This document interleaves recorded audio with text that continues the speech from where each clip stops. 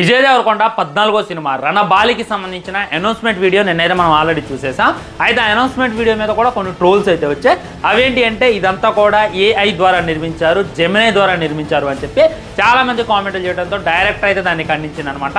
మేము ఆల్మోస్ట్ 2 నుండి 3 నెలలు కష్టపడి ఈ విధమైనటువంటి ఇన్ఫర్మేషన్ గ్యాదర్ చేసి ఈ విధమైనటువంటి డిజైన్ చేసి స్వతహాగా ఒక గ్లిమ్స్ని ఒక అనౌన్స్మెంట్ వీడియోని రెడీ చేస్తే మీరు ఏఐ అని చెప్పి ఎలా అంటారని చెప్పి తనైతే కొట్టుబడేసాడు. ఇది ముమ్మాటికి తప్పు. మొన్న రిలీజ్ అయినటువంటి జననాయకన్ ట్రైలర్లో జస్ట్ కింద డైరెక్ట్గా జెమినీ లోగే కానొచ్చింది. అప్పుడు ఎవడు క్వశ్చన్ చేయాల. కానీ వీళ్ళు ఎంత మంచిగా చూపించినా కానీ చాలా మంది ట్రోల్ చేస్తున్నారు. ఇది మాత్రం బాధాకరం. సో అనౌన్స్మెంట్ వీడియో రిలీజ్ చేసినటువంటి కొద్దిసేపటికి మన విజయ్ దేవరకొండ అన్న ఈ విధమైనటువంటి లుక్ను అయితే ఫ్యాన్స్తో పంచుకుంటూ ఇది చూసిన తర్వాత మామూలుగా అనిపించలేదు భయ్య.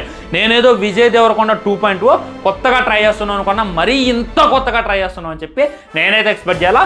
పసుపు పూసుకొని మేసాలు మెలేసి చాలా అంటే చాలా రూత్లెస్గా రగడగా కనపడుతుంటో ఆ మెల్లో ఉన్నటువంటి రుద్రాక్షాలు చూస్తుంటే నాకైతే ఇది ఏదో క్లైమాక్స్ ఫైట్ లాగా కనిపిస్తుంది. క్లైమాక్స్ ఫైట్లో తన యొక్క విలయ తాండవైంది. ఆల్రెడీ గుర్రం మీద నుండి వచ్చేటటువంటి సీన్స్కే ఆల్మోస్ట్ ఫ్యాన్స్ అంతా కూడా చచ్చిపోయారు. ఇక ఈ విధమైనటువంటి లుక్లో విజయ్ దేవరకొండ షర్ట్ ఇప్పి మొత్తం ఒంటినిండా పసుపు పూసుకొని కనబడితే మట్టికి ఏ రికార్డులు మిగలో విజయ్ దేవరకొండకి ఇది ఒక కంబ్యాక్ మూవీ అది అని చెప్పి నాకైతే అనిపిస్తుంది అనమాట.